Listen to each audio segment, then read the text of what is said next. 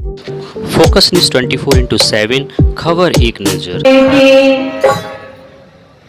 आइए कुछ धार्मिक ग्रंथों की प्रतियां हैं जो हमारे आदरणीय परम सम्माननीय प्रोफेसर मुंशीधर यादव जी हिंदी विभाग से दरोगा राय डिग्री कॉलेज से और सिवान जिला में महाराज जो धार्मिक ग्रंथ की प्रतियां देने जा रहे हैं।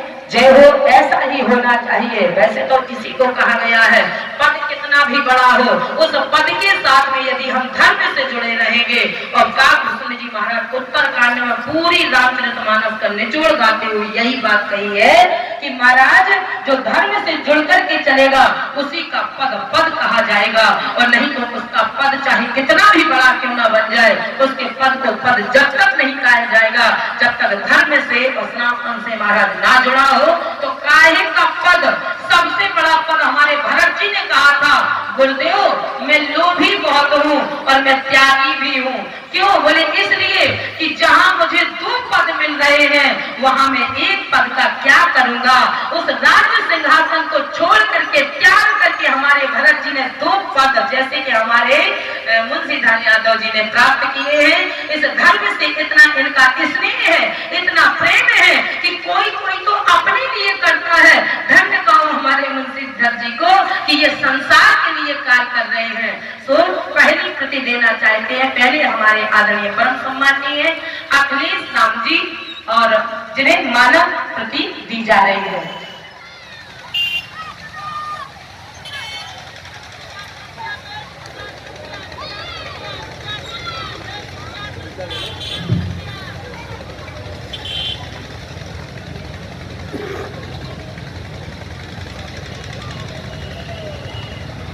और जो दूसरी प्रति है हमारे विक्रम यादव जी, जिन्हें धन्य कहो, जिन्हें गीता भगवान कृष्ण का प्राण कहा गया है, ऐसे गीता प्रति हमारे परम सम्माननीय विक्रम यादव जी को दी जा रही है।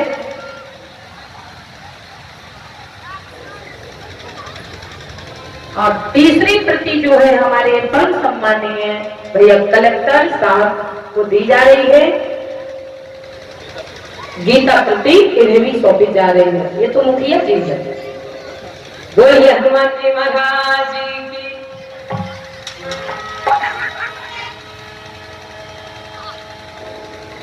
देखो भाई, पहले दिन तो हम ऐसे ही कह गए थे होता है कि मुखिया जी का नाम तो पहले ही से गा रहे थे, लेकिन आज देखा पता चला कि पद का ये प्रभाव होता है जो भगवान की शरण से जुड़ता है। अच्छा, जुड़ने वाले तो सभी हैं, यहाँ तो ये दी गई है, लेकिन भगवान जिनके कार्यों को देख रहा है उन्हें भगवान बहुत कुछ देता है। ये तो कहा गया है कि यहाँ तो इनको मुख्य करके बना करके दिया गया है। भाई जो सुबह उठ करके यहाँ झाड़ू लगाएगा भगवान के नित्य के लिए, सबरी का यही एक काम था। सबरी क्या करती थी? बोले महाराज नित्य प्रति केवल सफाई करती थी और कुछ नहीं किया। कभी अगरबत्ती नहीं लगाई, कभी जल नहीं चढ़ाया, कभी घी की बत्ती नहीं चढ़ाई, कभी नारियल नहीं चढ़ाया, कभी इलायची का लड्डू पेड़ा नहीं चढ़ाया। केवल भगवान के निमित्त सफाई करके ही उसने वो पद पाया, वो पद पाया।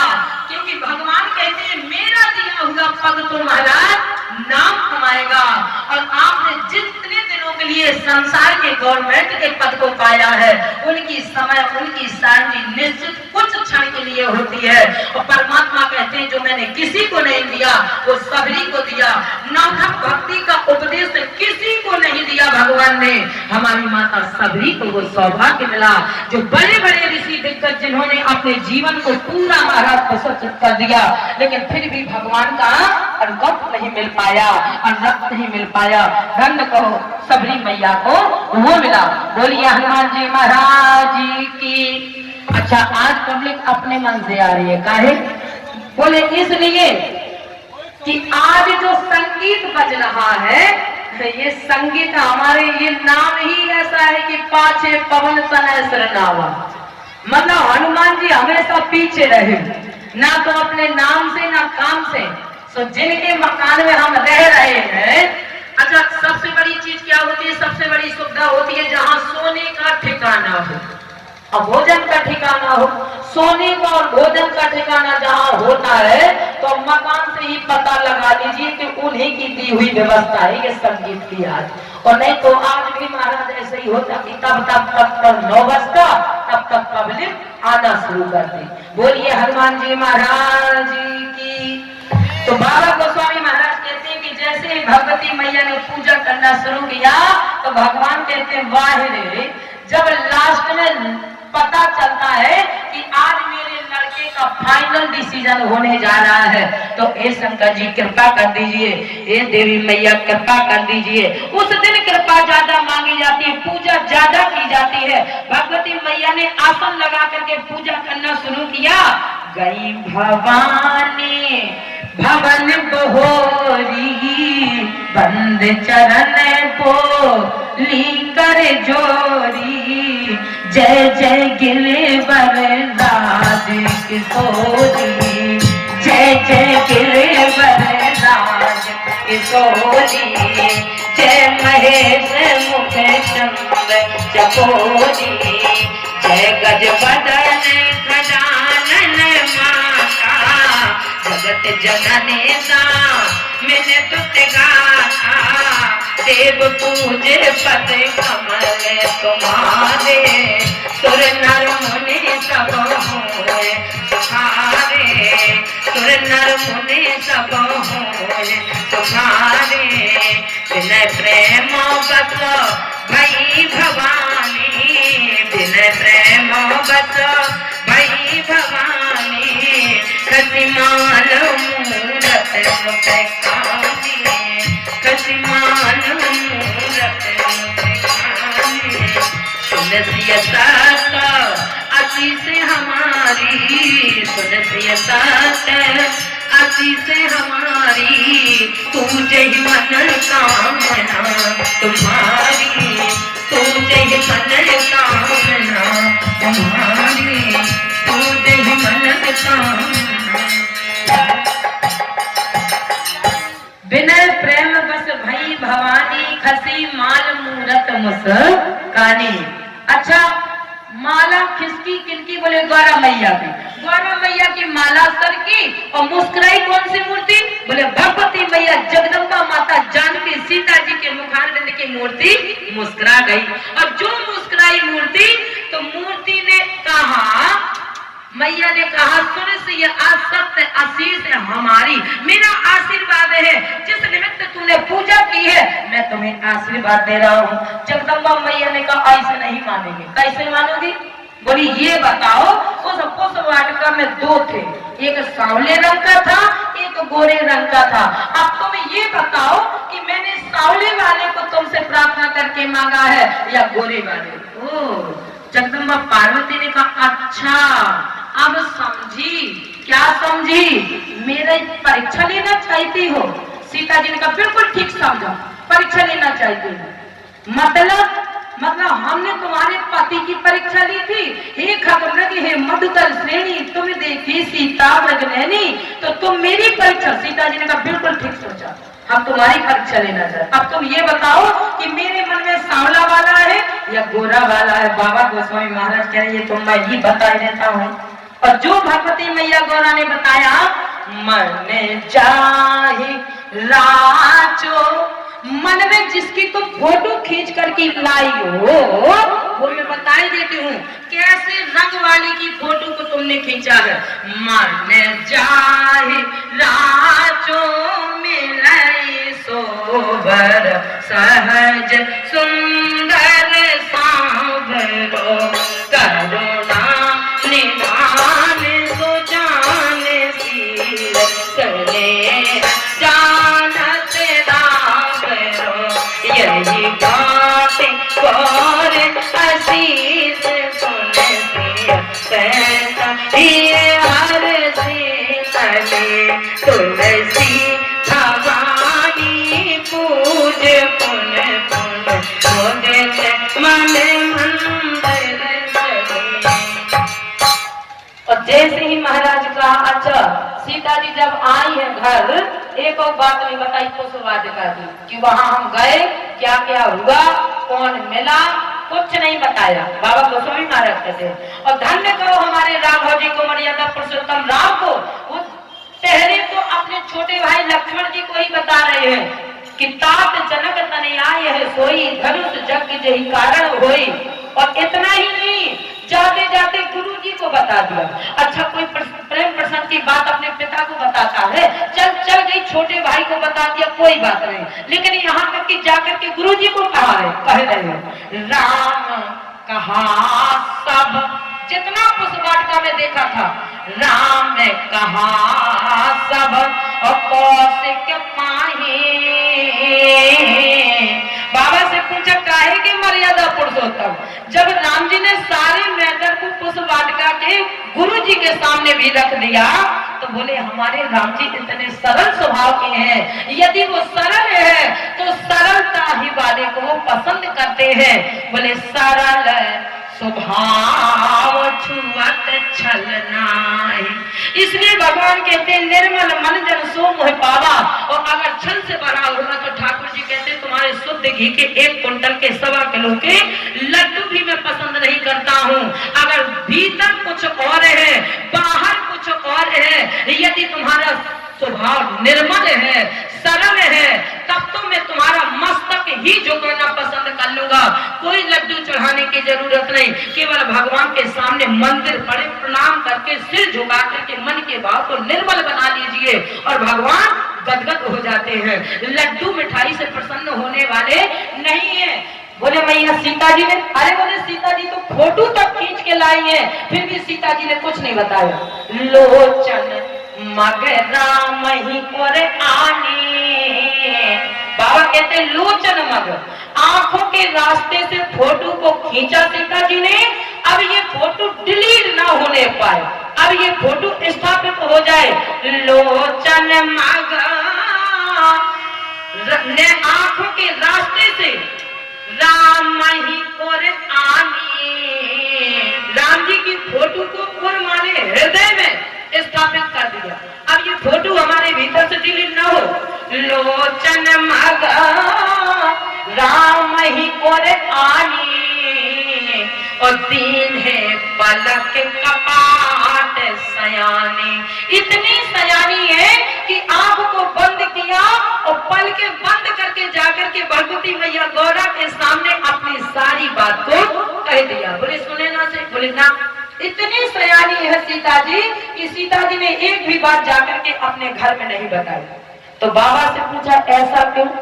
राम जी तो सरल है, भगवती मैया सीता इतनी सयानी क्यों है कि अपनी माँ को भी नहीं बताया?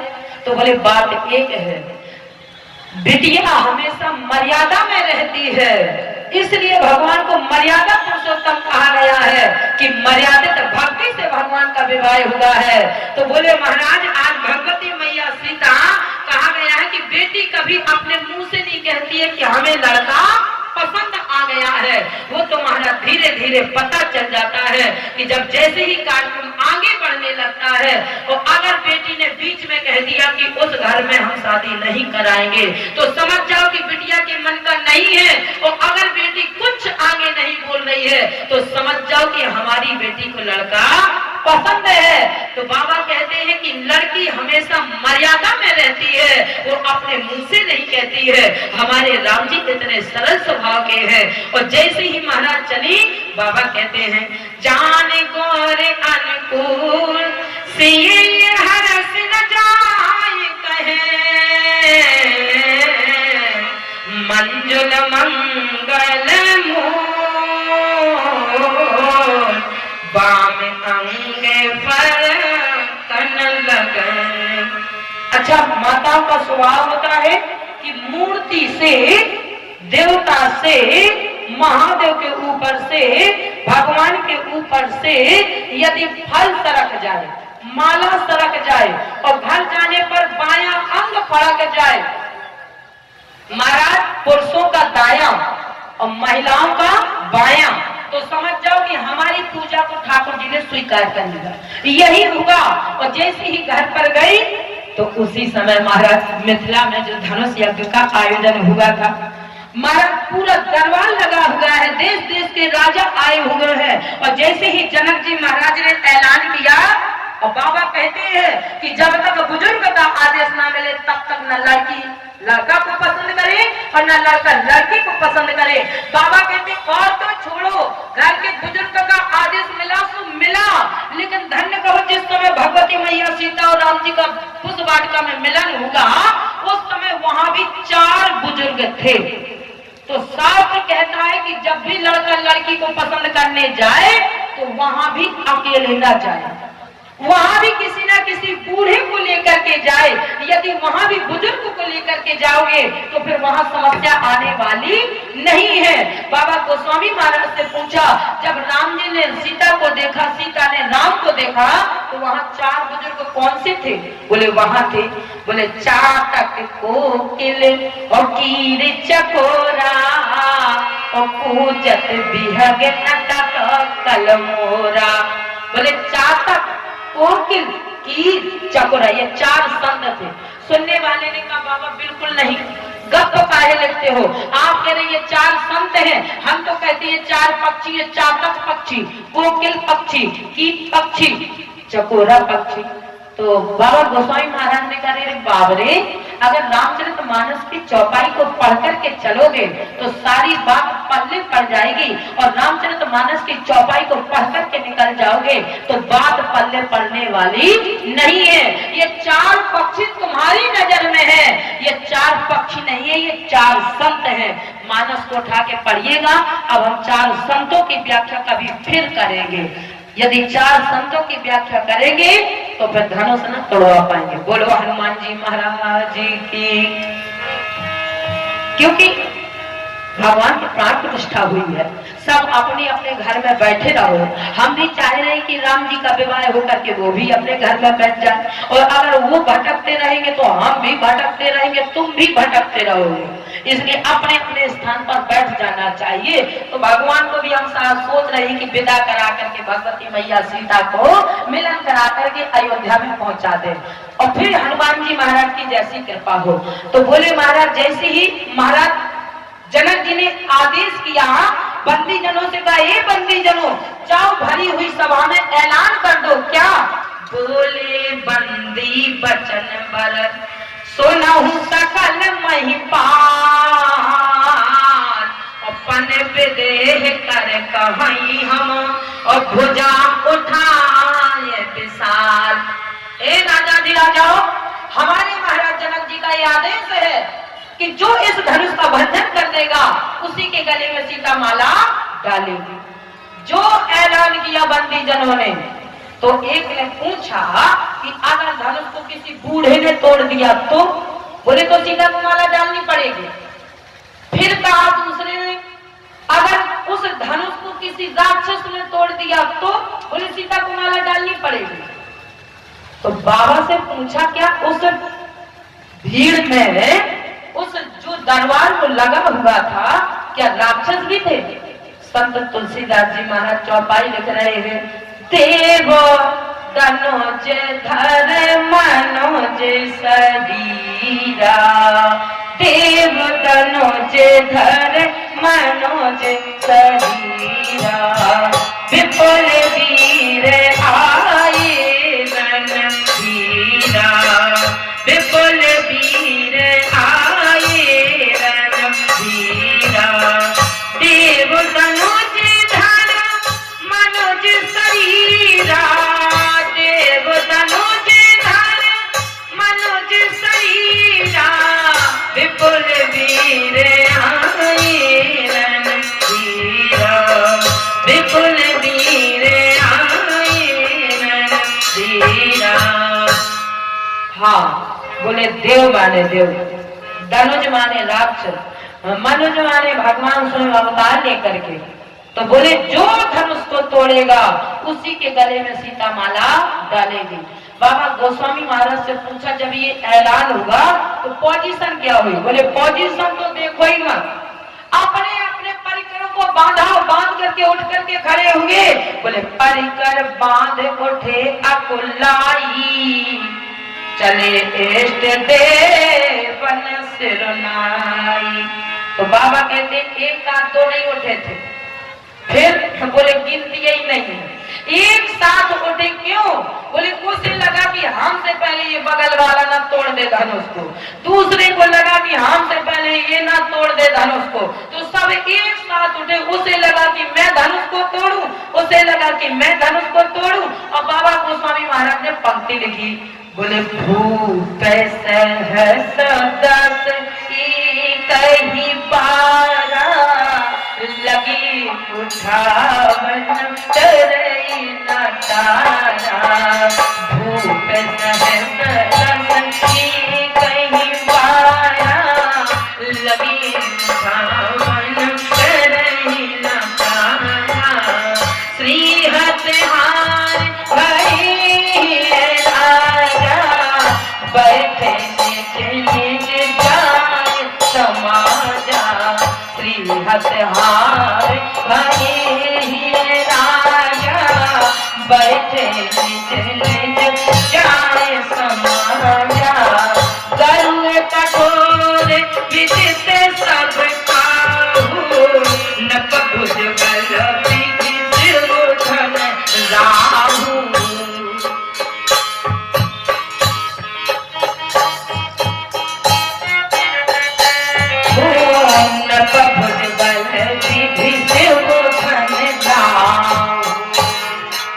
मतलब है इसका, इतना कठोर था, इतना गरुड़ था।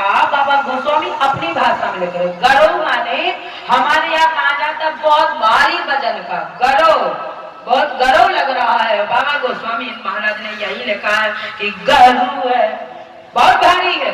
उस भारी धनुष पर महाराज लगा कि बाबा गोस्वामी महाराज कहते हैं कि विधि से धनु राहु, यानी विधाता ने जिस समय रावण भी वहां आया था, लेकिन रावण साफ छुआ नहीं चाहता। रावण ने उस धनुष को छुआ नहीं। एक ने पूछा फिर आए काय के लिए थे रावण? बोले इसलिए आए थे कि महाराज राहु से कहे, Rahu it is your duty. बोले काहे पे? बोले धनुष के ऊपर बैठ जा। राहु से कहा, तो राहु ने कहा कब तक बैठा रहूं? बोले जब तक बैठे रहना तब तक जनक जी महाराज अपना प्रण ना बदल दे। कैसा? बोले जैसे ही जनक जी महाराज जी कहे कि अपने अपने घर जाओ, यहाँ बैठ करके अब क्या कर रहे हो? तजहु आस निज निज गृह जाओ। और जैसे ही जनक जी महाराज के मुंह से ये शब्द निकले तो तुम उठ करके चल देना, लेकिन तब तक तुम्हें बैठना है जब तक जनक जी महाराज ये ना कहे। तो उस पर राहु की दशा चल रही थी। इसलिए बोले समय को जान लेने वाले हमारे केवल बुजुर्ग लोग होते हैं, और जब समय को जाना तभी महाराज गुरुजी ने आदेश दिया कि उठहु राम। तब तक गुरुजी ने ये नहीं कहा कि उठहु राम, क्योंकि वो जानते थे समय को कि इस समय गड़बड़ चल रहा है, राहु केतु की दशा चल रही है। हमारे ब्राह्मण लोग मंडप जो घेरते हैं दूल्हा और दुल्हे हैं, तो महाराज उस समय दशा अगर ठीक नहीं होती है तो भावर के मंडप के गिरने का समय ब्राह्मण निकालता है। और उस समय में अगर हमारे एक्शन पोज फोटो खींचे जाते हैं जयमाला के बाद, तो कोई बुजुर्ग आकर के कहता है फोटो बंद करो, क्योंकि समय मुहूर्त भावर का निकल जाएगा, जो शुभ समय निकाला जाता है। जैसे ही महाराज गुरु जी ने देखा समय को जाना कि इस समय राहु की दशा चल रही है धनुष पर, अभी मैं अब राम को नहीं कहूंगा कि उठो राम, और जब ये राहु की दशा समाप्त हो जाएगी तब मैं महाराज राम को कहूंगा कि उठो राम। जब तक गुरु जी ने नहीं कहा, और जैसे ही जनक जी महाराज के मुंह से निकल गया, सब राजा अपने अपने सीट पर बैठे। जनक जी महाराज ने कहा, बोले ताजा हुआ और निज निज गृह जाओ, और लिखा न विधि दे ही विवाह। क्यों बैठ गए हो सबके सब सीट में? अपने अपने घर जाओ। और जैसे ही जनक जी महाराज ने कहा कि अब छोड़ दो, तुम्हारे मन में यदि ये हो कि अभी जनक जी महाराज अपना प्रण बदलेंगे, तो मैं अपने प्रण को बदलने वाला नहीं हूँ। इसका मतलब है कि उस सभा में चर्चा हो रही थी। बाबा गोस्वामी महाराज से पूछा चर्चा कैसी हो रही थी? बोले सब राजा एक दूसरे से कह रहे थे कि जब धनुष नहीं टूटा तो काहे बैठ गए हो कुर्सी पर, अपने घर चलो। तो दूसरे वाले ने कहा तुम क्यों बैठे, तुमसे टूट गया है, जब तुमसे नहीं टूटा तो हमसे नहीं टूटा, तो जैसे तुम बैठे ऐसे हम बैठे। तो उसने कहा तीसरे ने कि हम तो इसलिए बैठे हैं कि जनक जी महाराज अपना प्रण बदलेंगे, और प्रण बदलेंगे तो सीता के हाथ में माला देंगे, और सीता के हाथ में जब माला देंगे तो कहेगी कि बेटी समाज में जब जो सुंदर लगे, जो तुम्हें पसंद आए, उसी के गले में माला डाल देना। क्यों? बाबा ने लिखा है, बोले सीय स्वयंवर। अच्छा, स्वयंवर कैसे कहते हैं?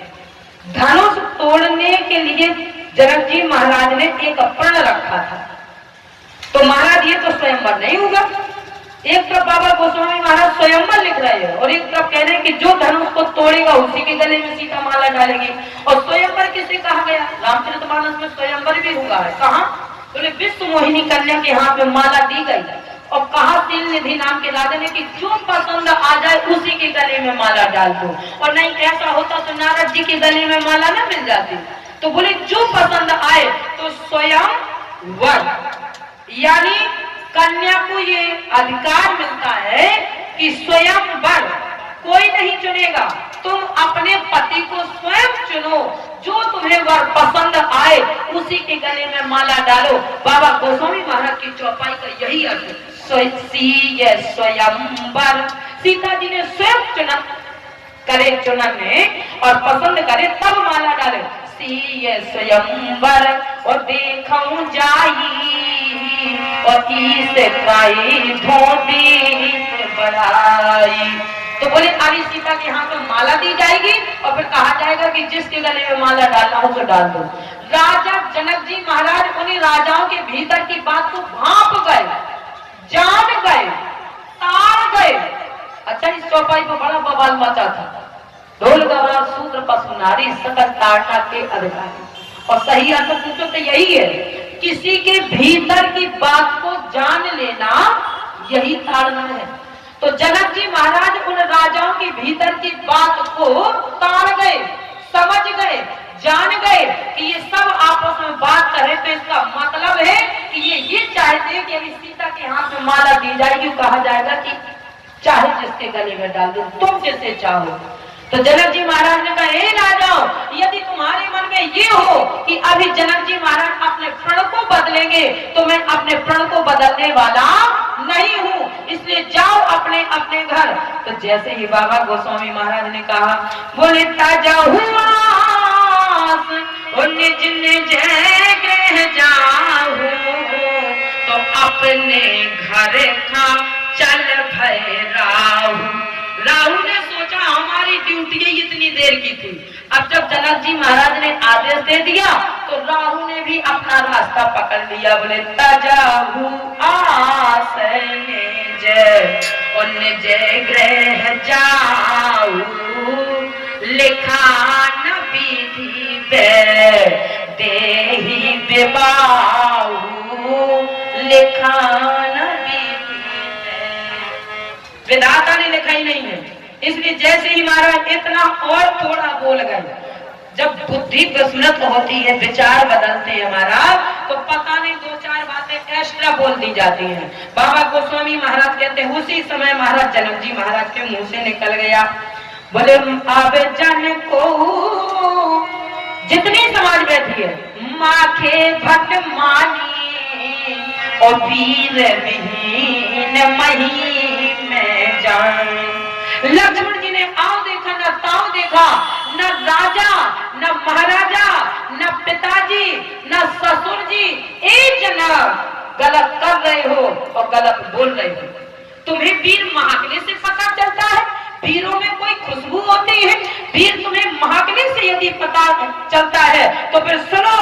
और जैसे ही कहा, बोले अब जन को माखे भट मानी, तो लक्ष्मण जी ने भी कहा कि तुम्हें अगर वीर महकने से पता चलता है तो माखे लखन कोटेल भई भोए, माखे लखन कोटेल भई भोए, रद पत पर कत नयन रिसोए, रद पत पर कत नयन रिसोए।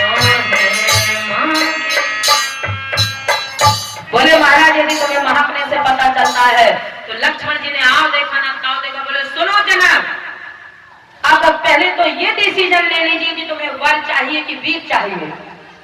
वर अगर चाहिए तो रंगभूमि में मिलेंगे और वीर चाहिए तो रणभूमि में मिलेंगे।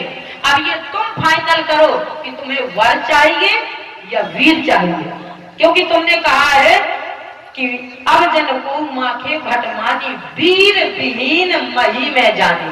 वीरों से लगता है धरती खाली है, अब मुझे पता चला है। तो लक्ष्मण जी ने कहा पहले ये बताइए आपको वर चाहिए सीता जी के लिए कि वीर चाहिए, और यदि आपको वीर चाहिए तो रणभूमि में मिलेंगे, और अगर आपको वर चाहिए सीता के लिए तो रंगभूमि में मिलेंगे।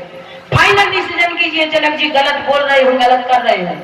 बाबा गोस्वामी महाराज ने कहा ये तो हम ही बताए देते हैं कि ये रणभूमि में खड़े हैं कि रंगभूमि में खड़े हैं, और अगर कहीं तुमने ये मचाया तो ये राम और सीता विवाह नहीं होगा, ये रुक्मिणी और कृष्ण विवाह हो जाएगा। क्यों? बोले रुक्मिणी और कृष्ण के विवाह को हमारी समाज स्वीकार नहीं करती है, राम जी और सीता के विवाह को हमारी समाज स्वीकार करती है। बाबा गोस्वामी महाराज ने मामला को संभाला।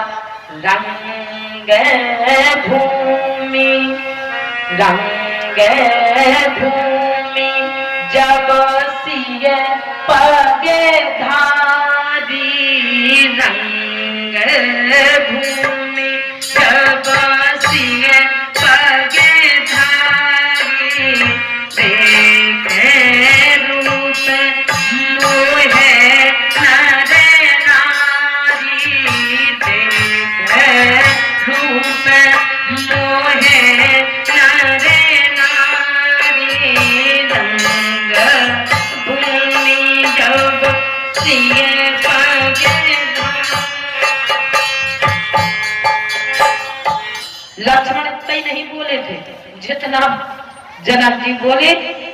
अब जन को माखे भटमानी तजहु आस निज निज रह जाओ, तो लक्ष्मण जी ने भी बराबरी कर दी। बोले कंदुक एवं ब्रह्मांड उठाओ, सब जो जन प्रमाण ले जाओ। क्या बात करते हैं। आपको यदि वीर चाहिए तो रणभूमि में आइए, पता चल जाएगा। जैसे ही महाराज बाबा गोस्वामी महाराज ने कहा कि ये रंगभूमि है, रणभूमि नहीं है, यहाँ रण नहीं, युद्ध नहीं होना है, यहाँ विवाह हो रहा है। तो महाराज जैसे ही राहु की दशा समाप्त हुई तो महाराज बाबा गोस्वामी महाराज कहते हैं कि उसी समय हमारे गुरु जी ने बेस्वामित समय शुभ जाने, देख लिया समय को, और जो समय को जाना कि राहु केतु की दशा समाप्त, उठहु राम भंजाऊं भाव चापा, उठहु राम भंजाऊं भाव चापा, मेटहु पाप जनक संतापा, मेटहु पाप जनक।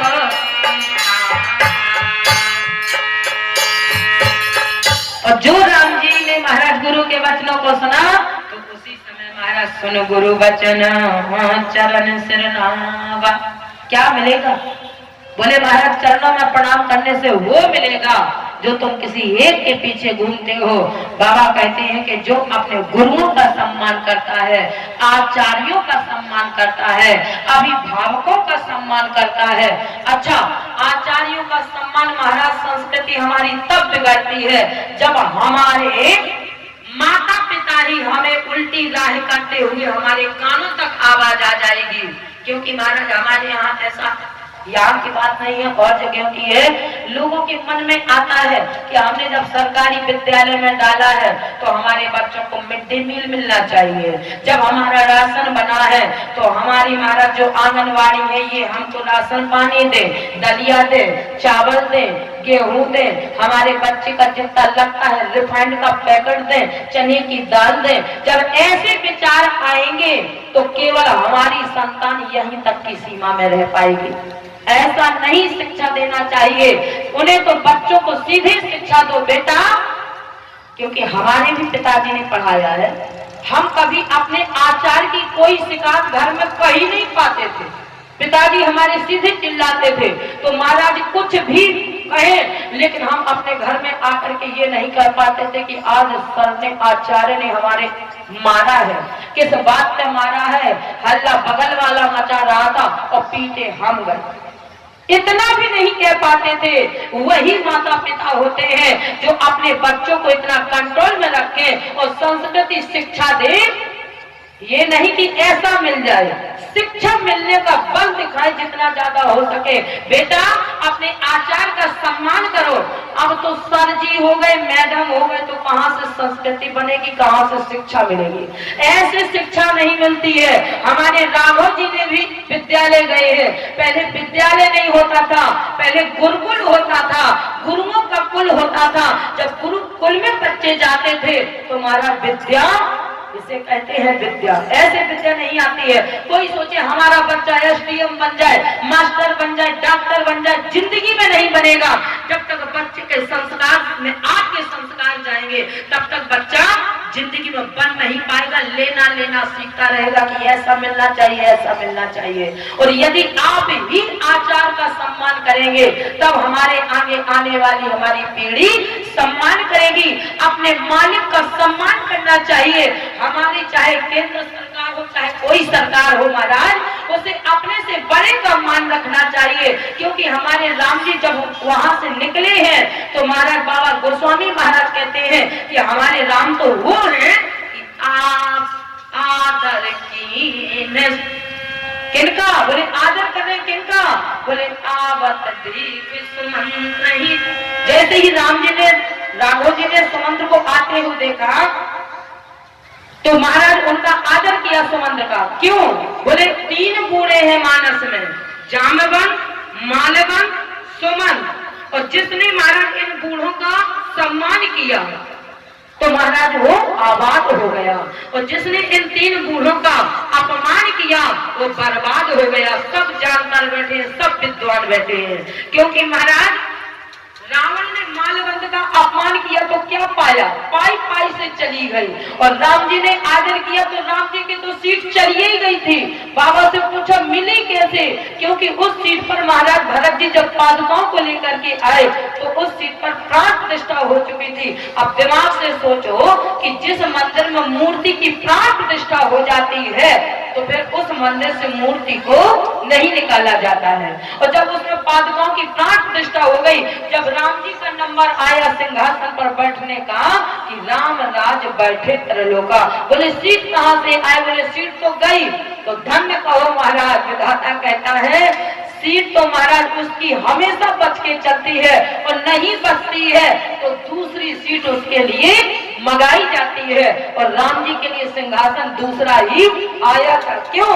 बोले राम जैसा आदर्श बनना, प्रजा को चलाना, यही तो होता है मुखिया का काम, मालिक का काम। लेकिन चले तो तब जब मालिक की मानी जाए, और जब मालिक की मानी ही नहीं जाएगी, अपनी अपनी स्वयं सरकार बनी फिर रही है। सरकार से कोई लेना ही देना नहीं है, और राम जी से कोई लेना ही देना नहीं, और प्रजा अपने अपने मतों का सुझाव करके अपने अपने मत पर चले, अपना अपना रास्ता बनाए। तो ऐसे हमारे आगे वाली पीढ़ी को सुख मिलने वाला तुम कितने लाख प्रयास कर लेना कि हमारे आगे आने वाले बच्चों को सुख मिले। अगर आप धन से बच्चों को जोड़ेंगे, लालच से बच्चों को जोड़ोगे, तो लालच से और धन से बच्चों की जिंदगी बनने वाली नहीं है। क्योंकि तुमने केवल कमाना सिखाया है, बच्चे को संस्कृति और सनातनी नहीं सिखाया है, सम्मान करना नहीं सिखाया है। पहले अपने बच्चों से क्या कहोगे जब हम ही नहीं मानेंगे? जब जिसका पिता कहेगा बेटा आचार्यों का सम्मान करो। क्यों? बाबा गोस्वामी महाराज कहते हैं आज का समय कैसा है? बोले उसी बेड पर आचार बैठा। अब आचार तो कहते ही नहीं है, लोग सर कहते हैं, सर जी को कहते हैं। और अगर कोई लेडीज टीचर है तो मैडम कहते हैं। मैडम नहीं कहा करते थे भगवान, आचार नहीं कहते, सर नहीं कहते थे। गुरुकुल में कौन होता है? गुरुदेव। गुरुदेव ना कहो, आचार ही कहने लगो, तब भी चलेगा, तब भी विद्या छमाछम होके आएगी। तो बोले महाराज उसी बेड पर बच्चा बैठा, उसी बेड पर वो सर बैठे, ऐसी विद्या आएगी। ऐसी विद्या जिंदगी में आने वाली नहीं है। शिष्य का स्थान होता है नीचे और आचार का स्थान होता है ऊपर, तब कहीं बच्चे में विद्या आती है। बाबा गोस्वामी महाराज लिख रहे हैं गुरु गए पढ़ाने गए रघुराई, और कितने समय में? बोले अल्प समय विद्या दुआरी, गुरु ग्रह पढ़न गए रघुराई, अल्पकाल विद्या सब आई। जब गुरुओं का सम्मान करोगे, ये पता चले कि महाराज जी हमारे गुरु जी हैं, तो हमें बराबरी से नहीं बैठना चाहिए, बगल में नहीं बैठना चाहिए, हमें गुरु से नीचे, क्योंकि हम कुछ लेने आए हैं, शिक्षा ग्रहण करने आए हैं, तब ना हमारा बेटा भविष्य का सनातनी बनेगा, संस्कृति उसकी बचेगी। और नहीं तो संस्कृति सही बताएं तो बच्चा तो एक पूरा कागज होता है, उसको संस्कार न देना इसमें सबसे बड़ा माता और पिता का मत होता है। चाहे तो अपने बेटा को बर्बाद कर लो और चाहे तो अपने बेटे को बचा लो, आबाद कर दो। जब तक गुरुओं का सम्मान नहीं होगा तब तक शिक्षा उसके अंदर उपलब्ध होने वाली नहीं है। ये नहीं आज जैसे ही गुरु जी ने कहा कि उठो राम, तो भगवान हमारे राघव जी उठ करके जा तो रहे हैं और जैसे ही चलने लगे तो सुन गुरु वचन, कान में सुना गुरु जी के वचन को, सुने गुरु वचन चरण सिर नावा, सुने गुरु वचन चरण सिर नावा, हरस विषाद न कछु कोल आवा, हरस विषाद न कछु कोल आवा, सहज ही चले सकल जग स्वामी, सहज ही चले सकल जग स्वामी, मत मंजिल बना जर गामी, मत मंजिल बना जर गामी। बड़ी सहजता में हमारे राघव जी ने चलना शुरू कर दिया। गुरु जी के वक्तव्य को सुनकर के कोई जवाब नहीं। और आजकल के बच्चे हो वो पहले से घर से माता पिता के संस्कार में चलेंगे, गुरु जी को मानेंगे, आचार्य जी, वो खुद ही आचार्य बनना चाहता है बेटा हमारा। क्या आचार्य की सुनेगा जब वो स्वयं में आचार्य बना फिर रहा है।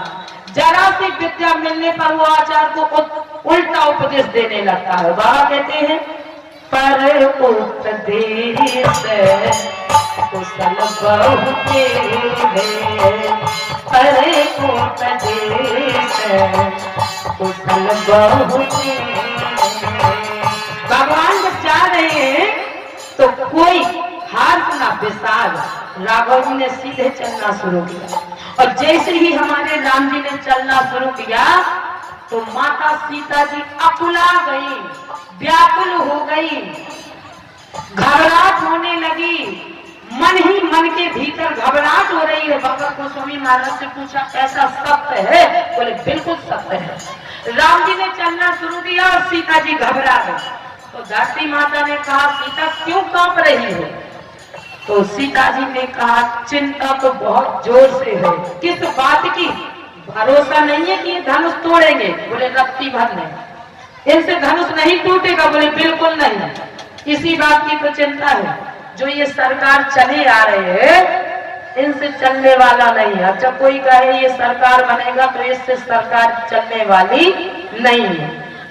इतना अनुभव महाराज सीता भक्ति मैया के मन में लगा कि इनसे तो ये काम होने ही वाला नहीं है। कभी कभी हम लोगों के मन में आ जाता है कि इससे तो ये काम होने, ये दुकान चलाएंगे, इनसे दुकान चलने वाली नहीं, वो उधार खुला देंगे। ये भीतर का अनुभव बोलता है। सीता जी ने कहा रत्ती भर भरोसा नहीं है कि ये धनुष को तोड़ लेंगे। क्या बात करती हो सीता, तुम्हें इतना भरोसा नहीं है कि राम जी धनुष को तोड़ पाएंगे? बोले बिल्कुल नहीं तोड़ पाएंगे। क्यों? बोले इनके भरोसे को मैंने कल देख लिया था। कहा? बोले जिस समय मैं पुष्प वाटिका में गई थी तो इन्होंने मात्र लताओं को एक तरफ किया था, पत्तों को। अच्छा आप ही बताओ पत्तों में कितना वजन होता है? और जब मैंने इनको पत्तों को हटाते देखा तो इनके माथे से पसीना आ गया था। लता ओट तब सकिन लखाए, मैंने अपनी आंख से देखा, सुनी बात नहीं। भाल तिलक श्रम बिंदु सुहाए, अपनी आंख से देखा। माँ इनसे धनुष टूटने वाला नहीं है। अब जैसे ही हमारे राघव जी धीरे धीरे आने को बढ़े, सीता माता घबराने लगी। बाबा गोस्वामी महाराज पंक्ति लिख रहे हैं, बोले मन ही मन के भीतर एक देवता को पुकारा, आशा निराशा टूटी, दूसरे देवता को पुकारा, दूसरे से भी आशा टूट गई, तीसरे देवता की पूजा करना शुरू किया।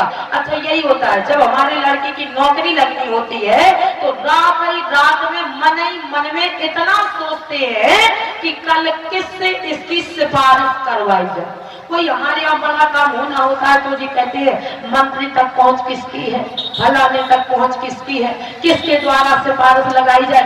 रात भर में व्यक्ति को सोचा, अब तो इतनी अच्छी सुविधा चल गई फोन की कि फोन से इसको लगाया उसको। अच्छा फोन काम करेगा? शास्त्र कहता है माता सीता ने देवता को पुकारना शुरू किया और हम फोन लगाते हैं रात भर कि किसके द्वारा कार्य होगा। ऐसे सरकार चलेगी? अपना मत, जब हम ही सरकार बने फिरेंगे तो फिर भगवान भी कहता है कि हम ही कार्य को बीच में आ जाए, तब तुम स्वयं सरकार बने फिर रहे। अरे अपने मालिक की मान के चलो तो सुख प्राप्त करोगे, और अपने मत प्रदर्शित करोगे तो जीवन में सुख मिलने वाला नहीं है। बोले महारानी भगवती मैया सीता ने सिफारिश किसी से नहीं लगाई, धरती माता ने भी पूछा फिर भी नहीं, देवता को पुकार रही है। मन ही मना आकुलाने, मन ही मनाओ आकुलाने, हो प्रसन्न मधु से भवानी, हो प्रसन्न मधु से भवानी।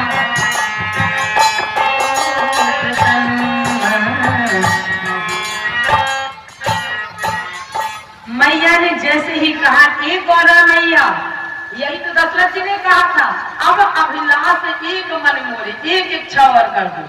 गौरा मैया से भगवती सीता जी ने कहा, ए मैया आज और मेरे एक काम को कर दो। महेश की पत्नी भवानी मैया गौरा ने कहा, सुनो देवी, अगर तुमने सोचा हो कि मैंने वहां का तुम्हारा काम पूरा कर दिया तो सुनिश्चित सबसे अस्सी से हमारी पूजा ही मैंने कामना तुम्हारी, तो अब नहीं हम करेंगे आपके साथ में कोई उपकार। सीता जी ने कहा बस एक बार कर दीजिए। क्या? बोले यो जिस चली आ रही से धनुष तोड़वा दीजिए। मैया गौरा ने कहा क्या बात करती हो सीता, अपनी कोई पुरानी धरोहर संपत्ति को कभी कोई तोड़वाता है?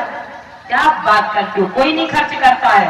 और सुनो सीता, इस कार्य को हम नहीं करवा पाएंगे। सीता जी वहां से निराश हो गई, मन चिंतित हो गया, दूसरे देवता को पुकारना शुरू किया, हाथ जोड़े और दूसरे देवता से प्रार्थना करना भगवती मैया ने शुरू कर दिया। गणनायक वर दायक देवा, गणनायक वर दायक देवा, आज लगे तुम्हें तीनों देवा, आज लगे तुम्हें तीनों। गणेश जी से प्रार्थना करना शुरू किया तो बाबा से पूछा, पहले देवी जी की प्रार्थना और अब गणेश जी की प्रार्थना। तो बाबा कहते वो तो मैं पहले ही पाठ पर लिखाया हूँ। क्या लिखा है? वर्णा नामार्थ संघाना रसाना छंद सामपी मंगला नाम चक्रताल वंदे वाणी विनायक। फर्स्ट पोजीशन पर देवी और सेकंड पोजीशन पर गणेश जी। मतलब पहले देवी जी की प्रार्थना करनी चाहिए। बोले हाँ, फिर गणेश जी को पूजना चाहिए। बोले हाँ, क्यों? महाराज हमने तो देखा है कि कोई भी महोत्सव मनाया जाए, हमारा यज्ञ मंडप भी तैयार हुआ तो प्रथम पूज्य गणेश जी हैं और आप कहते पहले देवी जी। बोले हाँ, इसलिए देवी जी को पहला प्रथम पूज्य इसलिए मैंने माना है कि वंदे वाणी विनायक। गणेश जी सेकंड पोजीशन पर, जगदम्बा मैया देवी फर्स्ट पोजीशन पर। क्यों? बोले इसलिए कि माता ही ये समझ और सोच और ज्ञान देती है कि महाराज ये तुम्हारे पापा हैं, ये तुम्हारी मम्मी है, माता बताती है परिवार को, रिश्ते परिवार की माँ पहचानवाती है बेटे को। माँ शारदा ही ये बताती है कि ये शंकर जी है, ये गणेश जी है, ये हनुमान जी है। जब तक माँ सोच नहीं देगी तब तक हम क्या जाने। इसलिए बोले महाराज आज भगवती मैया सीता ने पहले तो गौरा मैया से प्रार्थना की, और जब गौरा मैया से निराश हुई तो गणेश जी से प्रार्थना की, आज लगे तुई की सेवा। गणेश जी ने कहा सही सही बताओ हमारी कितनी सेवा की तुमने। तो सीता जी ने कहा करी नहीं थी, कैसी बात करते हो, मैंने कभी तुम्हें छोड़ा पूजा करने से। गणेश जी ने कहा वो तो हमें पता है कि तुमने कितनी पूजा की है। कितनी? बोले माताओं का स्वभाव होता है लोटा में जल भर करके ले जाती है, और जल भर करके ले जाकर के शंकर जी के मंदिर में पहुंची तो सबसे पहले हर हर गंगे, शंकर जी बैठे रहते हैं हर हर गंगे, और इतना मन से चढ़ाती है कि पता ही नहीं चलता है लोटे में जल दूसरे देवता के लिए बचा कि नहीं बचा। बगल में दुर्गा जी बैठी रहती है तो बाद में जो बचा कुचा तो दुर्गा जी को डाल दिया। अब निकलते समय जब जगह से गणेश जी की फोटो कहीं लगी मिल गई तो उन्होंने फिर लोटा को ठोकना शुरू किया गद्दी पे, और लोटा को ठोका गद्दी पे तो 2-4 बूंद गद्दी में गिरती हैं। उन बूंदों से गणेश जी को लो महाराज तुम काहे को रह जाओ। गणेश जी ने कहा यही पूजा की है, आज लगे तू कीन्यू सेवा, यही तुमने हमारी सेवा की। सीता जी ने कहा अब सेवा तो किए चाहे 2 बूंद हो चाहे 4 बूंद हो, एक घड़ी आधी मुफ्त में आ। गणेश जी ने कहा अच्छा बताओ कहना क्या चाहते। बोले हम प्रार्थना केवल इस बात की कर रहे हैं कि जो ये सामने से चले आ रहे हैं रंगमंच की ओर जा रहे हैं, धनुष का भंजन करने जा रहे हैं, इनसे धनुष टूट जाए बस इतना काम बना दीजिए। गणेश जी ने कहा सुनो देवी ये काम हम भी नहीं आपका कर पाएंगे। क्यों? बोले इसलिए कि अपने पिता की पुरानी धरोहर को जो बेटा समाप्त करता है वो बेटा जीवन में कभी सुख प्राप्त करने वाला नहीं है। अपने पिता का जैसा भी मकान है महाराज उसे मत बेचो, चाहो तो बनवाओ पर बेचो मत, क्योंकि पिता की धरोहर को बड़े संभाल के रखा जाता है। तुम्हारे बाजू में बल है तो दूसरी जमीन लो फिर बनवाओ और तोड़वाओ, लेकिन जो पिता का दिया हुआ प्रसाद है उस प्रसाद का यदि तुम तोड़ ताड़ करोगे बेचा बेची करोगे तो महाराज भगवान कहते हैं कि कभी वो संसार में सुखी रहने वाला नहीं है। इसलिए ए देवी जी मेरे पिता की ये पुरानी धरोहर है, मैं अपने पिता की पुरानी धरोहर को समाप्त मैं नहीं करवा सकता हूँ, मेरा अधिकार नहीं है कि मैं तोड़वाऊं।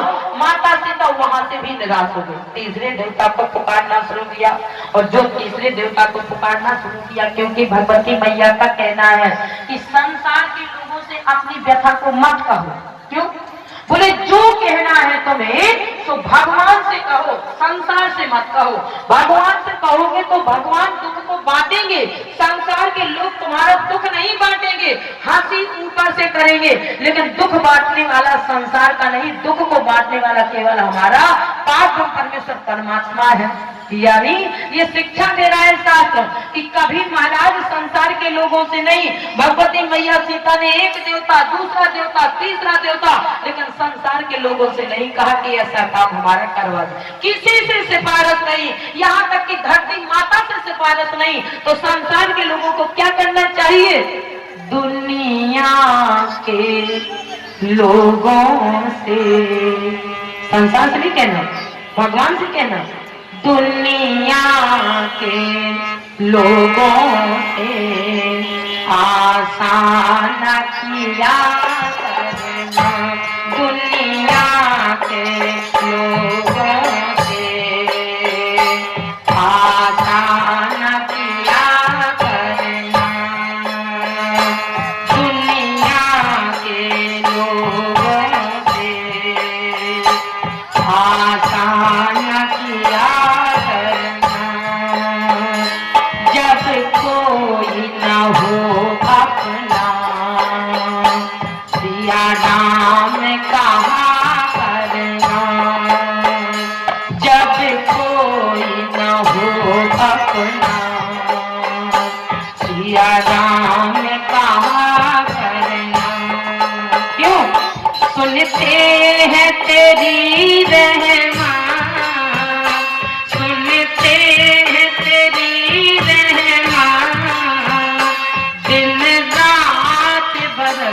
बसती है, सुनते हैं तेरी रहमा, दिन रात बरसती है, पर ये दुनिया तेरे तन धन को तरसती है, पर ये दुनिया तेरे तन धन को तरसती है। संसार को केवल धन चाहिए, परिवार को आपका तन और धन से मतलब, और फिर भी वो अपने अपने नहीं हो पाते। जब अपने ना हो अपने, जब अपने ना हो अपने, सिया राम कहा करना दुनिया के लोगों से, आसान किया करना।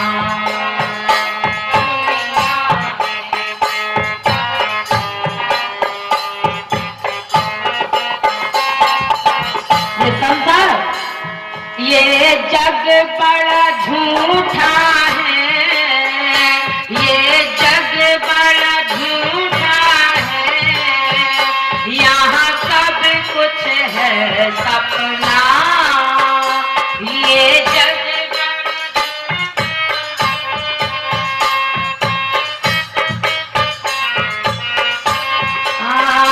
तुम चाहे जिसे चाहो, यहाँ कोई नहीं अपना, तुम चाहे जिसे चाहो, यहाँ कोई नहीं अपना।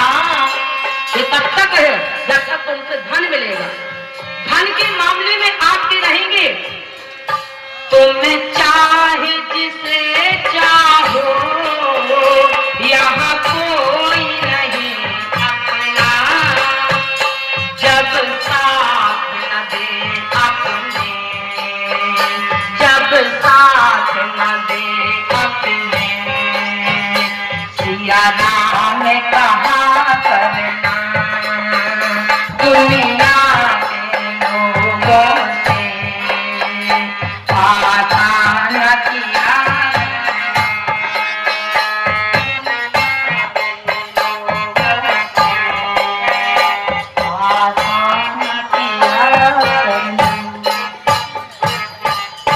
भगवती मैया को लगा कि जब गौरा मैया ने छोड़ दिया, गणेश जी ने छोड़ दिया, तीसरे से प्रार्थना करना शुरू किया। अब मैं तुमसे ही प्रार्थना करती हूँ। धनुष ने कहा बोल बहन क्या बात है? बोली मैं कहना केवल इतना चाहती हूँ कि महाराज जो ये सामने चले आ रहे हैं इनसे तुम भंजन हो जाना। धनुष ने कहा मतलब समझ में नहीं आया, भंजन हो जाओ कहने का मतलब क्या है? तो सीता जी ने कहा कहने का मतलब ये है कि हम चाहते हैं कि इनसे तुम टूट जाना। तो धनुष ने कहा मतलब? बोले मतलब ये है कि हल्के हो जाना। तो यानी सीता जी ने अपनी भीतर की बात को बुजुर्ग धनुष के ऊपर छोड़ दिया। क्यों? बोले अगर मैंने कह दिया आधा के लिए कोई हो जाओ और ये ना उठा पाए, मैंने कह दिया कि 10 ग्राम के हो जाओ और ना उठा पाए, अगर मैंने कह दिया 1 ग्राम के हो जाओ और तब गंगा जी उठा पाए, तो अब मैं नहीं कहूंगी, अब इन्हीं से कहती हूँ धनुष से कि इतने हल्के हो जाओ। कितने? बोले वहां तो 4 पत्तियों को हटाने से पसीना आ गया था और ये कहीं 1 ग्राम भी ना उठा पाए वजन। तो फिर अब धनुष से ही कह देती हूँ कि इतने हल्के हो जाओ कि मारा हो हरु है रघुपति निहारी। इनको देख लो और देख करके तुम समझ जाओ कि ये कितना वजन उठा पाएंगे। बोले निज जड़ता लोगन पर डारी, ओहो हरु है रघुपति निहारी। इतने गरु हो, इतने गरु इनके सामने मत रहना, इनके सामने हरहु हो जाना, हल्के हो जाना। जैसे ही धनुष ने कहा, धनुष ने अपनी जड़ता को चारों तरफ, अच्छा भगवती मैया सीता को 2 जगह दांव पर लगाया। एक जगह पर तो दांव पर जनक जी महाराज ने लगा दिया, दूसरी जगह पर दाव में अंगद ने लगा दिया कि इस पैर को जो उठा देगा तो मैं सीता को हार जाऊंगा। और महाराज यहाँ जनक जी महाराज कह रहे हैं कि जो इस धनुष को तोड़ देगा सीता उसी के गले में। धन्य कहो धरती माता ने सीता को बचा लिया। दाव पे तो दो जगह लगाया, लेकिन भगवती मैया सीता को धरती ने दाव से उबार लिया। बाबा गोस्वामी महाराज कहते हैं इसका मतलब है कि अंगद के पैर को अगर धरती ने पकड़ लिया था तो आज धनुष को भी धरती ने पकड़ लिया। और जब तक धनुष को धरती ने नहीं छोड़ा तब तक सीता के मन का नहीं आ गया, क्योंकि आशीर्वाद मिला था मन जाहे राजो मिले सोबर सहज सुंदर सावरो। जब तक उसके मन का नहीं आया तब तक धरती माता ने धनुष को नहीं छोड़ा। बाबा गोस्वामी महाराज से पूछा कि जब सीता के मन का आया तो क्या धनुष को छोड़ दिया? अरे बोले छोड़ा नहीं, केवल छोड़ा नहीं, उठा करके दे दिया राम जी को। और बाबा ने पंक्ति लिख रही, बोले लेता तो को देत, बोले धरती माता देत, तब राम जी लेत। तो बोले लेत शब्द लिखा है यदि तो जरूर कोई दे रहा है, कोई देगा तब ना लिखा जाएगा कि लेत लिया जा रहा तो कोई दे रहा है। तो बाबा गोस्वामी महाराज से कहा तो तुमने लेत अकेला क्यों लिखा, देते भी लिख देते। अरे बोले तो समझदार हो, आगे की परिभाषा को स्वयं समझ जाना चाहिए। अरे भाव है ये तो मानस के, जैसा भाव लगाना चाहो। तो बोले भाव तो यही कहता है कि कोई ना कोई उस धनुष को दे रहा है। प्रमाण ये है कि अंगद के पैर को धरती माता ने पकड़ा तो आज धरती माता ने धनुष को भी पकड़ा। और जैसे ही धनुष को दिया तो राम जी ने सब सम्मान के साथ लिया। बोले धरती माता दे रही है, बोले लेत चढ़ावत खेचत गाड़े ओ काहू न लखा देख सब थाने। लेत चढ़ावत खेचत गाड़े काहू न लखा देख सब थाने। बाबा गोस्वामी महाराज से पूछा किसी ने नहीं देखा? बोले ना। तो क्या हुआ था? बोले 3 एक्शन के साथ 3 रिएक्शन हुए थे। अब रिएक्शन और रिएक्शन नहीं सुनाएंगे क्योंकि समय लीला वालों का हो जाएगा। बोले 3 एक्शन के साथ 3 रिएक्शन हुए। रिएक्शन और रिएक्शन का भी फिर बताएंगे, दोबारा आएंगे। तो बोले महाराज उस एक्शन और रिएक्शन को किसी ने नहीं देखा। बोले काहू न लखा देख सब ठाणे, सब खड़े खड़े देख रहे, किसी ने नहीं देखा। हुआ क्या? बोले दमे क्यों दामिन और जिमे जब लयऊं अपने नव धन मंडल सम भयऊं। बोले महाराज धनुष को जब लिया, ये एक्शन है, लेना, चढ़ाना और खींचना। और इन 3 एक्शन में 3 रिएक्शन प्रकट हो गए थे। बाबा गोस्वामी महाराज से कहा तुमने देखा? बोले हमने नहीं देखा। क्या क्या हुआ? बोले क्यों?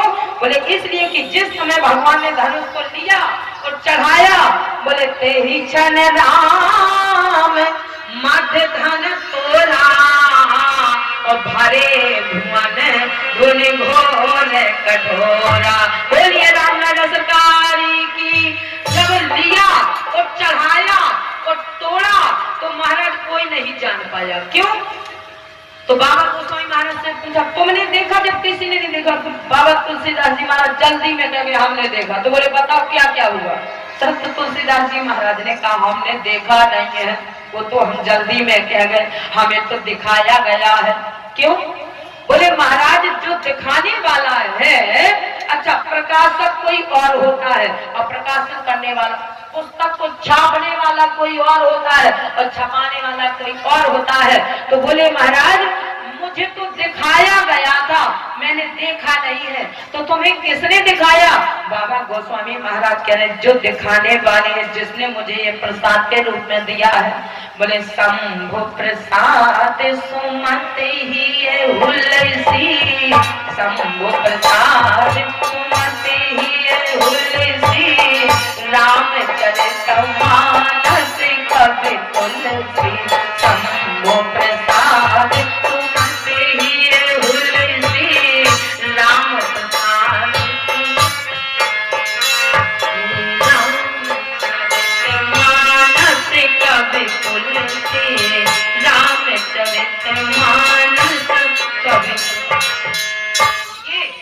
मुझे प्रसाद के रूप में मेरे शंभू भोले बाबा ने दिया। क्यों? बोले महाराज जिस समय वो धनुष में धड़ाधड़ की आवाज आई, वो बिजली की चकाचौंध आई धनुष का भंजन करते समय, तो महाराज उस समय भगवान के लेते ही ऐसी दमकी दामिन जीव जब लाया हूँ, ऐसी बिजली कड़की कि उस बिजली के सामने सबकी आंख झप हो गई, यानी बंद हो गई। और जब आंख बंद हुई तो आंख के बंद के बाद बीच में जितना सेकंड लगा, उसी सेकंड में वो धनुष दो टुकड़े में पड़ा मिला था। जब आंख हम लोगों की खुली तो धनुष दो टुकड़ों में नीचे पड़ा था, तो देखा ही नहीं कि क्या हुआ। तो बोले ऐसी जैसी बिजली उस समय चमकी थी, ऐसी हजारों बिजलियां की चकाचौंध हमारे शंभू भोले बाबा के तीसरे नेत्र में समावित है। और उन्हीं ने देखा इस चकाचौंध को, तो उन्हीं ने मुझे ये मानस को मुझे तो कविकार बना दिया है। तो मुझे प्रसाद के रूप में जब उन्होंने दिया तो महाराज मैंने देखा नहीं है, इसलिए रामचरित मानस कवि तुलसी। अच्छा, धनुष दो टुकड़ों में पड़ा है। राम जी से कहा चलो, तो राम जी ने कहा कहाँ?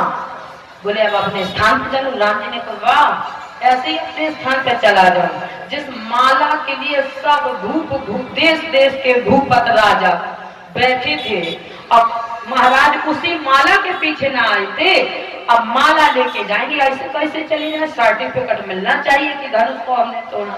तो राम जी से जैसे ही सीता जी के आसपास जो सखियां थी, उन्होंने कहा क्या बात है सरकार, जाओ अब धनुष टूट गया। तो बोले नहीं, ऐसे कैसे जाए, पहले भला माला मिले ना तब ना जाएंगे, और माला नहीं मिलेगी ऐसे कैसे चले जाए? तो सीता जी की सखियों ने राम जी से कहा फिर तो महाराज विलंब हो जाएगा। क्या? बोले जब तक हमारे प्रश्नों का उत्तर नहीं दोगे तब तक माला नहीं मिलेगी, हमारे प्रश्नों का उत्तर दे दो माला मिल जाएगी। जैसे ही बोले सीता की सखियों ने कहा तो राम जी ने कहा अच्छा बताओ तुम्हारा प्रश्न क्या है?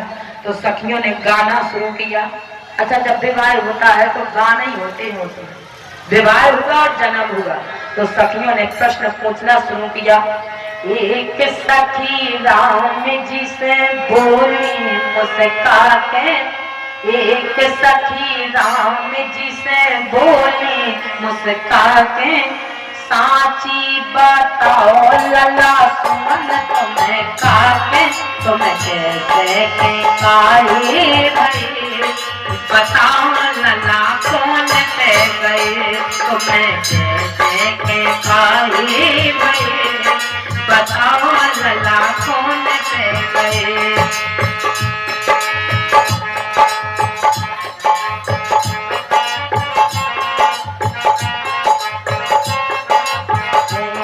बताओ लला कौन पे गए, बताओ लला कौन पे गए,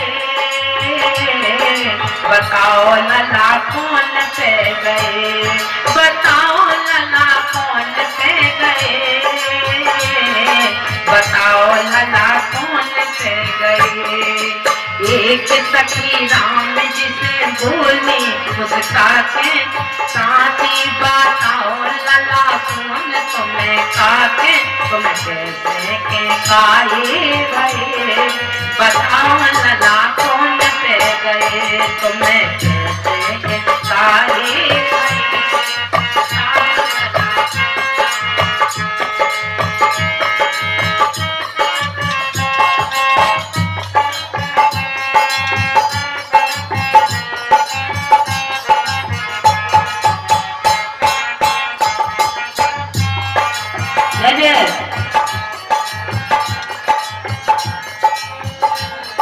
तो सखियों से राम जी ने कहा क्यों पूछ रही है?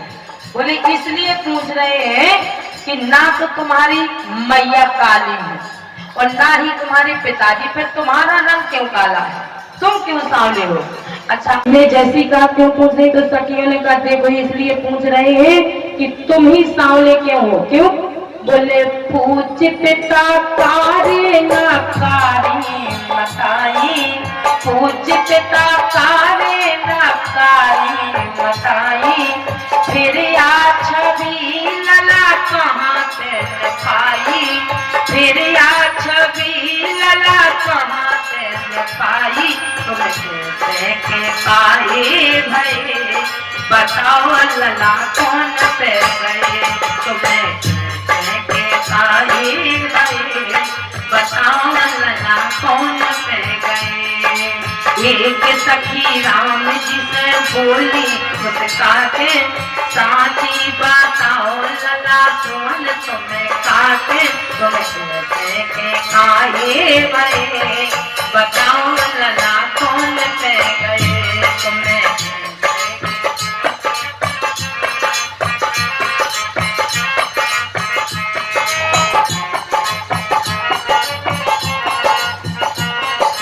कौन पे गए। दूसरी सखी ने कहा ये ऐसे नहीं बताएंगे, बोली हम अब इनसे प्रश्न करते हैं। दूसरी सखी ने बोलना शुरू किया, पहली वाली को पीछे कर दिया, बोले तुमसे उत्तर नहीं मिलेगा। फिर बोले हमें आगे जाने दो, हम देखते कैसे नहीं बताते हैं। तो दूसरी सखी आगे आकर के बोलने लगी, लक्ष्मण जी ने कहा ये क्या होगा, हमारा भाई एक सखी का उत्तर देगा कि 2 का कि 3 का कि 3000 का। लक्ष्मण जी देखते जा रहे हैं, बदल बदल के सखी आगे आते जा रही हो, कह रही है दूजी सखी बोली भेने हम बताए, दूजी सखी बोली भेने हम बताए, श्रृंगी ऋषि से जे जग कराए, श्रृंगी ऋषि से जे जग कराए। श्रृंगी ऋषि को बुलाकर के इनके पिताजी ने यज्ञ करवाया। नाम बताते हैं कैसे काले हुए हैं, ये तो बताने वाले नहीं है। और जब वो हवन हुआ, यज्ञ हुआ, तो महाराज उसमें से जब चरो अरो अचर हर्ष जुत, राम जन्म सुख मूल, और जैसे ही प्रसाद निकला तो वशिष्ठ जी ने कहा जो वशिष्ठ कछु हृदय बेचारा, सकल काज वशिष्ठ तुम्हारा। श्रृंगी ऋषि ने वशिष्ठ जी को दिया, वशिष्ठ जी ने दशरथ जी को, दशरथ जी ने अर्ध भाग कौशल्य ही दीना। ये सखी वो ऊपर वाली खीर में धुआं लग गया था। अच्छा यज्ञ होता तो उसमें धुआं उड़ता है बहुत ज्यादा, और वो ऊपर का धुआं उस खीर में लग गया, तो वो धुआं वाली खीर कौशल्या के हिस्से में पड़ गई। और जब धुआं वाली खीर कौशल्या मैया ने पाई तो उससे ये सांवले हो गए, बकाया के सब गोरे गोरे हो गए। तो जैसे उस सखी ने कहा, पूरी सत्यता के साथ प्रमाण के साथ बोल रही है वो सखी, लक्ष्मण जी आओ देखे ना, ताऊ देखे, लाल लाल नेत्र किए उस सखी की बात को सुना। बोले जैसे ही कहने लगी, बोले दूजी सखी बोली थे हम बताए, श्रृंगी ऋषि से जे यज्ञ कराए, और खीर खाए लल्ला जन, खीर खाए लल्ला जन, लड़कन से गोद भर, खीर खाए लल्ला जन, लड़कन से गोद भर, खेली कारे भय, हम बताएं सखी कौन पे गए, खेली कारे भय, हम बताएं सखी कौन पे गए। एक सखी राम जी से बोली मुस्काते, साची बताओ लला कौन तुम्हें काटे, तुमसे के काहे भये, बताओ लला कौन पे गए, तुमसे के काहे भये, बताओ लला कौन पे गए। लक्ष्मण जी ने कहा भैया तुम भी पीछे जाओ, अब हम इनसे 2-2 सवाल करते हैं। जब ये बदल रही है तो भैया से कहने लगे, राम जी से कहने लगे, राम जी आप भैया पीछे हो जाए, हम इनसे निपटते हैं। फिर राम ने कहा लक्ष्मण ये ससुराल है, ससुराल में सब कुछ सुना जाता है, कहने तो क्या, अरे भैया क्या बात करते हैं, हम क्षत्रियों की इज्जत जा रही, इज्जत देख नहीं रही हो, कह रहे खीर खाएं लल्ला जने और लड़कन से गोद भरे। अरे भैया मेरे बर्दाश्त की बात नहीं है सुनने की, पीछे हो मैं निपटता हूँ इनसे। और जो लक्ष्मण जी आगे आए तो लक्ष्मण जी ने कहा, क्या कह रही थी भैया से, अयोध्या में खीर से लड़का होते हो, सुनो, सखियन ते लाल हो के बोल लखन भाई, सखियन ते लाल हो के बोल लखन भाई, काजरो लगा लगा के चिते नहीं लोगाई, काजरो लगा लगा के चिते नहीं लोगाई, तो दिल्ली पे कारे भरे, हम बताएं सखी कौन पे गए, दिल्ली पे कारे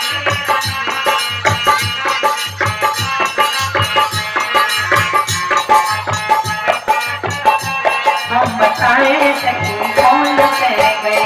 सखियों ने कहा सही क्यों नहीं कहती हो कि तुम्हारी माता कौशल्या ने खीर खाई धुआं वाली सो राम जी का रंग सांवला पड़ गया। लक्ष्मण जी ने कहा सुनो, काहे के लिए पोल खोल रही हो, काहे को खुलवा रही हो, क्या होगा फालतू वाली बातों से। तो नहीं नहीं सही बोलो, सही बोलने में क्या जा रहा है। धुआं वाली खीर तुम्हारी मैया कौशल्या के हिस्से में पड़ी थी इसलिए न निकाले हैं। लक्ष्मण जी ने कहा तो फिर सुनो, यदि तुम सही सही सुनना चाहती हो तो खीर खाए खाए को लड़का चले, खीर खाए खाए को ललना चले, तो खेत जोत जोत लली को पेजे, खेत जोत जोत लली को पेजे, तो काहे पोल खोल रही, काहे खुलवाए रही, काहे पोल खोल रही, काहे खुलवाए रही, का हुई है हंसी करे, हम बताएं सखी कौन से गए।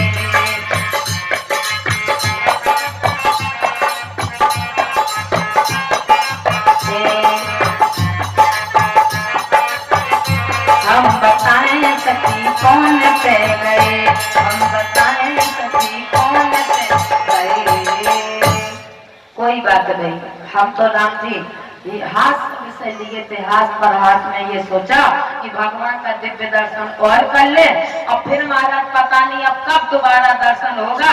सीता जी को आगे किया और सीता जी को आगे करके बाबा गोस्वामी महाराज कहते उसी समय भगवती मैया सीता जी को आगे करके और जयमाला के निमित्त बुलाया, और जयमाला के आगे आकर के सखियों ने गाना शुरू किया, बोले गा वही छवि अब लोग सहेली और सिया जयमाल राम और मुहेली, बोली सियावर रामचंद्र की। गले में जयमाला पड़ी और महाराज माला के लिए पढ़ पाई। अच्छा यही होता है, अब होने लगा धीरे धीरे। भगवती मैया सीता का जब विवाह हुआ है तो बोले महाराज जनक जी महाराज के यहाँ भोजन में क्या बना था। ऐसा नहीं बनता जैसा आपने यहाँ बनता है, बादशाह भक्त भोजन, आहारा भोजन, गलत बात है। आहारा नहीं करना चाहिए, आहारा भोजन नहीं बनाना चाहिए, उसमें ठाकुर जी का प्रसाद लगता है, वो आपका प्रसाद ठाकुर जी के लायक नहीं रह जाता है, और जब भगवान के लायक नहीं रह जाता है तो जीवन समस्या में चला जाता है।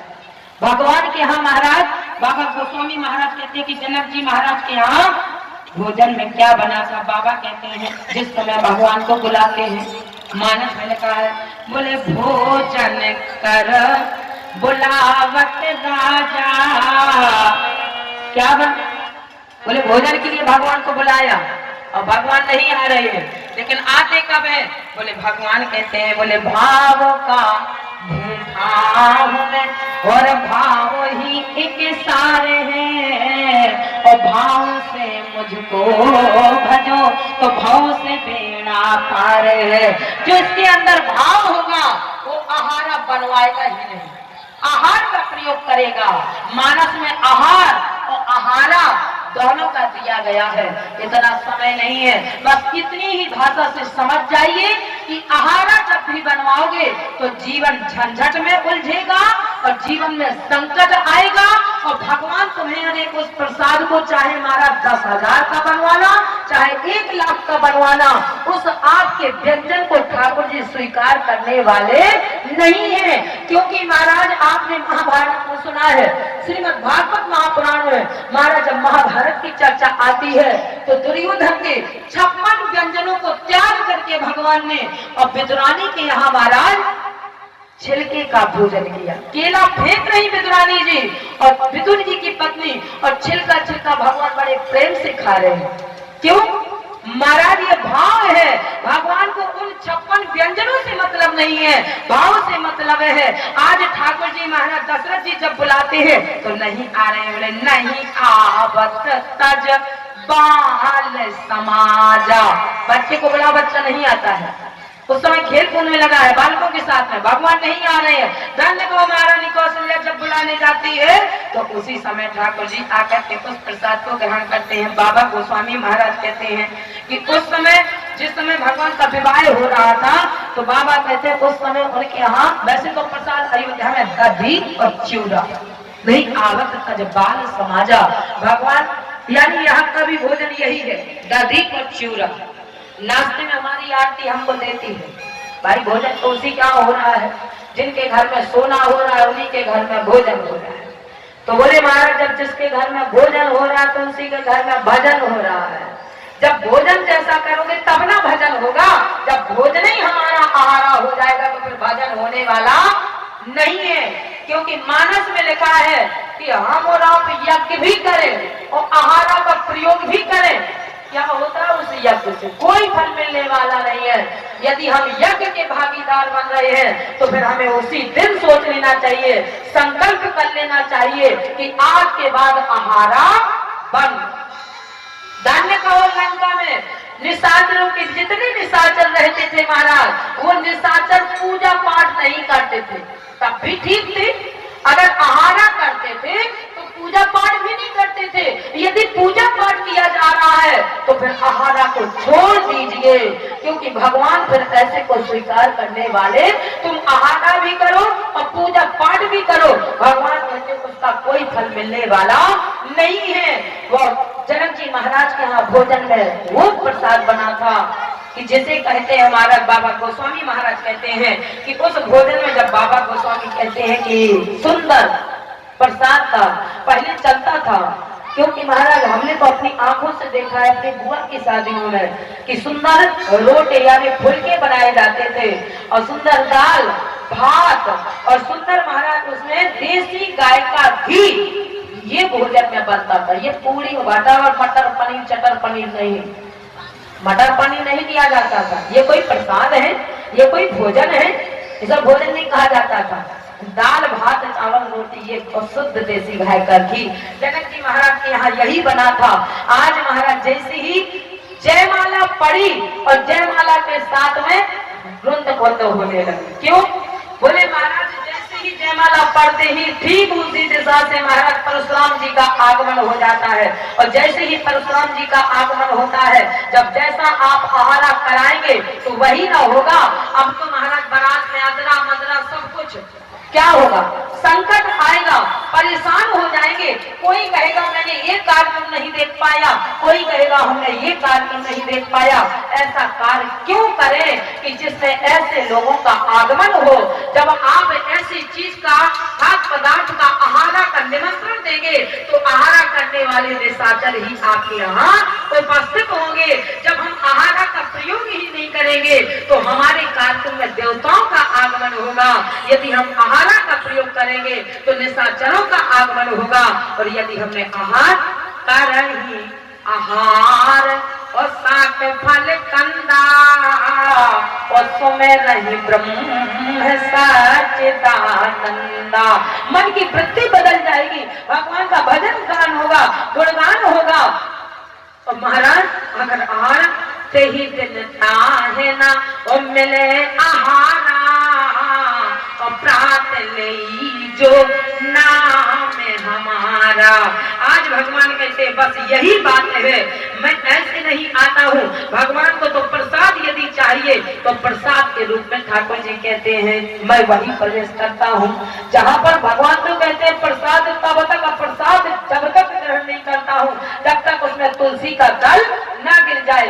अब आप आहारा का प्रयोग करेंगे तो तुलसी का दल डाल करके कितना उसे पवित्र बनाएंगे।